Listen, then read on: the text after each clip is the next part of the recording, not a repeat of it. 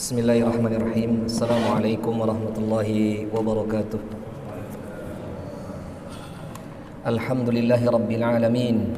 Wassalatu wassalamu ala ashrafil anbiya'i wal mursalin Sayyidina wa nabiyyina Muhammadin sallallahu alaihi wasallam wa ala alihi wa ashabihi wa man tabi'ahum bi ihsanin ila yaumiddin, amma ba'd.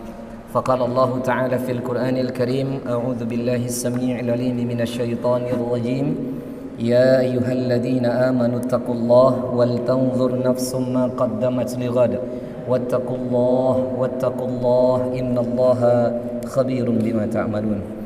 أيها الحاضرين إخوة الإسلام rahimani wa rahimakumullah. Bapak Ibu jamaah yang dirahmati dan diberkahi oleh Allah Ta'ala, insyaallah yang pertama dan utama, kita tidak henti-hentinya senantiasa bersyukur hanya kepada Allah seraya berucap alhamdulillah karena kesempatan di malam hari yang mulia ini Allah Ta'ala telah mengizinkan kita untuk menghambakan diri hanya kepadanya. Allah Ta'ala mengizinkan kita untuk sujud kepadanya, dan Allah Ta'ala mengizinkan kita untuk meminta kepadanya. Demi Allah jemaah, ada perkataan seorang sahabat. Sahabat ini adalah posisi kedua di samping Rasulullah SAW, yakni sahabat Sayyidina Umar ibn Al-Khattab radhiyallahu ta'ala anhu. Dia pernah berkata, jemaah, sesungguhnya aku tidak pernah khawatir akan terkabulnya doa yang kupanjatkan. Yang aku khawatirkan adalah ketika aku tidak diberi kesempatan oleh Allah untuk berdoa dan meminta. Maka sesungguhnya ketika seorang hamba bisa meminta, bermunajat kepada Allah, berdoa kepada Allah, justru itulah pemberian yang paling besar dibandingkan permintaan dia itu.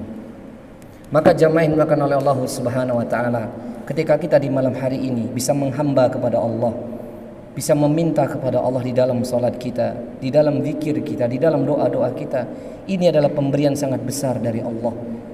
Tidak bisa digantikan dengan dunia beserta isinya jemaah. Maka kita bersyukurlah kepada Allah. Semoga rasa syukur ini diterima oleh Allah Ta'ala. Semoga nikmat iman dan Islam Allah Ta'ala tambah dan sempurnakan hingga kita nanti diwafatkan dalam keadaan bertakwa. Amin Allahumma amin. Saya di sini aja ya. Saya terhalang ini. Jamaah yang makan oleh Allah, saya nggak bisa di situ, terlalu pendek. Jadi saya bisa ngelihat Anda kalau ngantuk gitu maksudnya. Karena kalau di sini boleh berbicara, yang nggak boleh bicara itu khutbah Jumat. Jangan dibalik ya, khutbah Jumat ngomong, di sini malah nggak ngomong. Tapi jangan ngomong sendiri juga. Jadi saya nggak bisa ngelihat tadi bapaknya tidur apa nggak, saya nggak tahu. Jadi di sini. Jamaah, pada kesempatan ini tidak banyak yang kami sampaikan karena kuliah terserah antum. Jadi kan terserah saya toh. Sampai jam berapa? Jam 12. Dower saya jemaah ya. Baik jemaah, yang ingin kami sampaikan adalah yang pertama, ada satu hadis Nabi alaihi salatu wasallam setelah muqaddimah tadi. Hadis ini diriwayatkan oleh sahabat terdekatnya, sahabat Abi Bakrah radhiyallahu taala anhu. Hadis ini sahih Bukhari Muslim. Nabi mengatakan dan mengkhabarkan tentang hal yang tidak banyak diketahui kaum muslimin. Yakni apa? Syahrani la yanqusani syahran id, Ramadan wa Dzulhijjah. 2 bulan yang tidak ada kekurangan sedikit pun di dalamnya. Syahran id, dan bulannya berlebaran. Dia adalah bulan Ramadan dan Dzulhijjah. Yang mau kita bahas pertama la yanqusani, bulan yang tidak ada kekurangan sedikit pun di dalam. Ketahui jemaah, ketika masuk 1 Ramadan, entah itu kemarin malam Sabtu atau malam Ahad. Ya, kalau saya ikut sidang isbat, malam Ahad atau malam Sabtu, dua-duanya sama. Yang nggak boleh malam Jumat atau setiap hari Lebaran. Paham ya? Jadi yang mau Lebaran, yang mau puasanya Sabtu Ahad itu benar. Yang nggak benar hari Jumat atau Lebaran tiap hari. Paham ya? Ketika masuk malam 1 Ramadan, maka sampai nanti Ramadan selesai jamaah, tidak ada kekurangan sedikit pun di dalamnya. Maka seandainya seorang wanita, ini kata para alim ulama Ahlussunnah wal Jamaah, seandainya seorang wanita itu memohon kepada Allah agar dia tidak dikasih haid di bulan ini, atau dia minta dirapel aja di bulan Syawal, atau dia mungkin 1 hari aja di bulan ini, itu lebih baik bagi dirinya. Kenapa jamaah? Karena 1 hari di bulan Ramadan tidak akan tergantikan di hari-hari yang lain. Gak akan mungkin. La yanqusani, gak ada kekurangan sedikit pun. Dalilnya banyak nih, kalau saya ucapkan semua dalilnya sampai jam 9 nggak rampung ini. Pertama, per detiknya Allah Ta'ala kasih ganjaran tanpa batas. Hadisnya hadis qudsi Bukhari Muslim, sampai Nabi mengatakan falahu asyru amsalha ila sab'i ma'atin di'fin ila at'afin katsiratin. Satu kebaikan standar normatifnya di luar Ramadan 10 hingga 700 kali, hingga hitungan unlimited. Jadi seper detik loh bulan Ramadan ini pahalanya itu unlimited. Banyak lagi dalilnya ya. Saya ambil satu aja. Jadi per detik itu unlimited, pahalanya tanpa batas. Yang kedua, sanian, Allah Ta'ala per detiknya memberikan ampunan kepada hamba-hambanya. Thalithan, Allah menebar itu cintanya kepada hamba-hambanya. Banyak sekali dalilnya.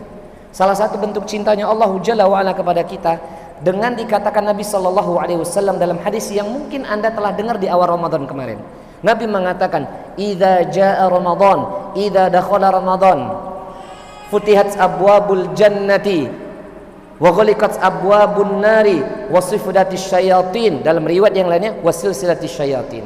Apabila telah masuk malam satu Ramadan nih ya, Allah Ta'ala buka pintu syurga, ditutup pintu neraka. Tahu nggak jamaah apa maksud ayat ini? Ketika Allah membuka pintu syurga, berarti hawa syurga itu akan diturunkan ke muka bumi ini, sehingga orang yang tadinya tidak pernah beribadah, maaf sekali lagi, mendadak solih di bulan ini. Betul enggak? Betul apa tidak? Itu salah satu rahmat Allah, itu mendadak solih. Alhamdulillah nggak mendadak ustadz gitu aja. Kok mendadak ustadz lebih bahaya lagi kan?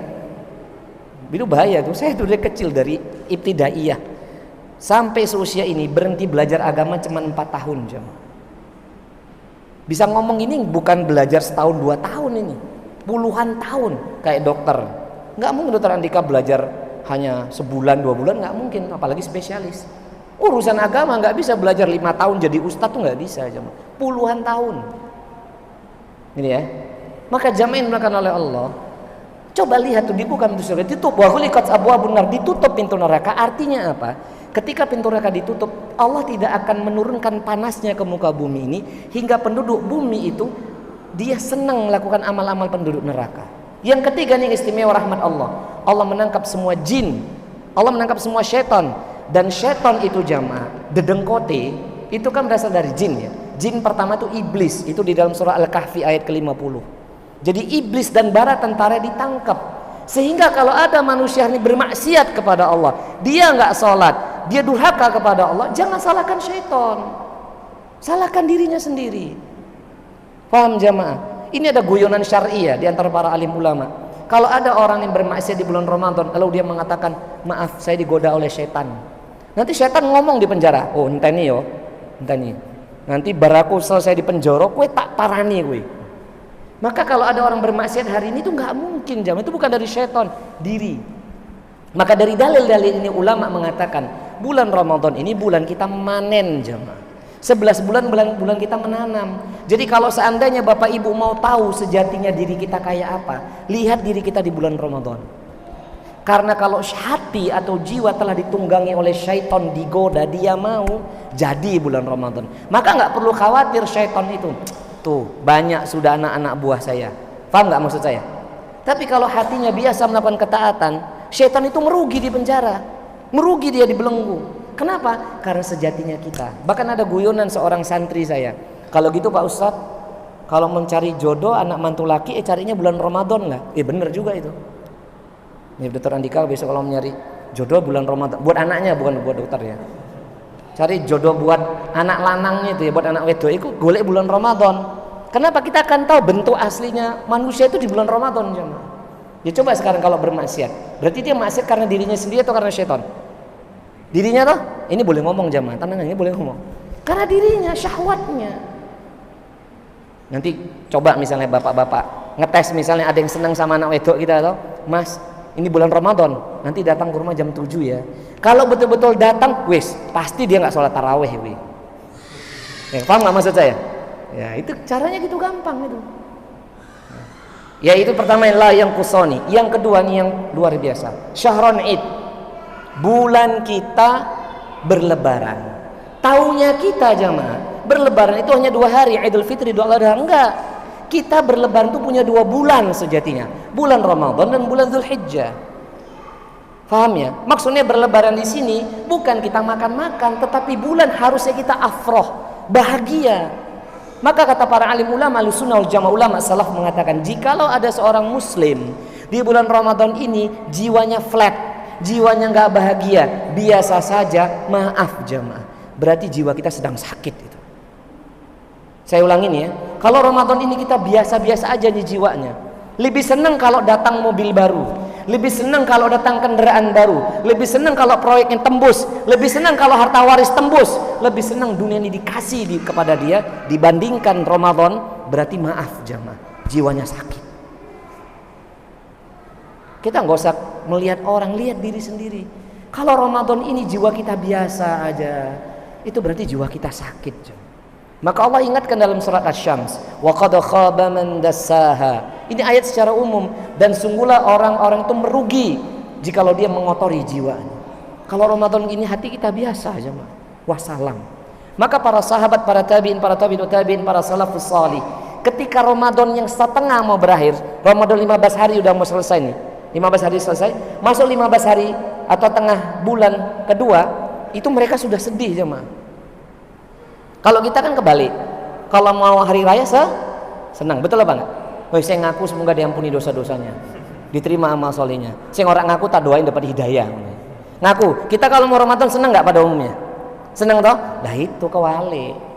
Kalau para sahabat ketika Ramadan itu mau berakhir sedih, 15 hari sebelum Ramadan sedih dia, karena kebahagiaan akan hilang jemaah. Maka introspeksi lah. Bisa jadi selama ini jiwa kita terlalu mencintai dunia dibandingkan Ramadan ini. Beristighfar, bertobat kepada Allah. Dan saya tutup jemaah, kalau untuk kita mendapatkan satu hal ini gak boleh lama-lama. Lah saya mau tanya, satu hal ini kita dapat, ingin kita peroleh di Ramadan apa? Satu hal ingin kita dapatkan di Ramadan apa jemaah? Apa jemaah? Ampunan, betul apa tidak? Yang kita inginkan pahala atau ampunan? Ampunan kalau saya. Pahala itu belum tentu dosa diampuni loh jemaah. Saya ulangin ya, kalau dapat pahala belum tentu dosa diampunin. Tapi kalau dosa diampuni, insya Allah akan dapat pahala. Lah, kalau berkenan tentang maghfirah, itu ayatnya hanya 2 jemaah. Secara umum ayatnya hanya 2. Dan yang paling the best of the best, paling sempurna masalah ampunan hanya 1 ayat. Surah Az-Zariyat ayat 50. Apa kata Allah? Fafirru ilallah. Maka berlarilah kita menuju Allah jemaah. Kalau untuk urusan ampunan kita berlari. Jangan nanti-nanti. Kalau di bulan Ramadan ini capek jamaah, kurang tidur. Jangan pakai hadis dhaif, tidurnya orang berpuasa adalah ibadah. Tidur terus. Ba'da subuh tidur, neng kantor tidur, siang tidur, malamnya turu. Enggak gitu jamaah. Buat anak kecil enggak apa-apa. Kalau buat kita ini, yang apalagi muda-muda, kalau yang udah sepuh enggak apa-apa. Tapi kalau sepuh malah enggak ya, Pak. Kalau sudah sepuh malah tidurnya kurang ya, tak? Biasanya. Tapi kalau tidurnya banyak lah, ini curiga saya ya. Jadi kalau berkenan tentang ampunan cepat jamaah. Ada lagi nanti surah Ali Imran 133. Tapi kalau berkenan dunia, coba ceklah dalam ayat, dalam Quran, dalam hadis. Allah tidak pernah menyuruh kita bersegera, enggak. Santai aja kalau berkenan dengan dunia jamaah. Karena jatah rezeki kita telah ditetapkan oleh Allah, betul apa tidak? Betul enggak? Gak usah khawatir. Yang penting seorang laki keluar rumah, berhusnuzan kepada Allah, udah kerja, dikasih kok rezekinya. Kalau hanya ngendon nengoma bisa nggak dapat rezeki? Bisa, YouTuber, programmer, ya toh? Ada lagi seorang istri yang nggak bekerja kan dikasih rezekinya. Lah sekarang apa yang kita khawatirkan? Maka kalau urusan bertakwa kepada urusan ampunan, cepat jangan ditunda-tunda. Karena kita mengejar antara ampunan dengan kematian. Itu aja sebenarnya. Mungkin ini yang bisa kami sampaikan, semoga bermanfaat. Aku qouli hadza fastaghfirullah li wa lakum innahu wal ghafurur rahim.